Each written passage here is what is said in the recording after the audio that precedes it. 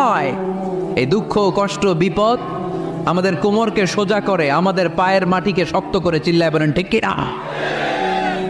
প্রতিকূল পরিবেশে কিভাবে বাঁচতে হয় এই দুঃখ কষ্ট আমাদেরকে শিখায়। এজন্য মুমিন বান্দার বৈশিষ্ট্য হচ্ছে দুঃখ কষ্ট বেদনা জ্বালা এগুলোতে সে আপসেট হয় না, সে হাল ছেড়ে দেয় না, সে ভরসা রাখে একজনের উপর। চিল্লায় বলতে হবে তিনি কে? কারণ মুমিন জানে রাত্রি যত গভীর হয় অন্ধকার তমানিসা ভেদ করে সুবহে সাদিক হয়। মুমিন জানে গর্ভবতী নারীর পেটের ব্যথা যেই দিন বাড়তে থাকে ওই দিনই নতুন মেহমান আগমনের সময় ঘনাতে থাকে। মুমিন জানে তার জীবনে দুঃখ কষ্ট বিপদ যত বাড়তে থাকে সুখের দিন কাছে আসতে থাকে।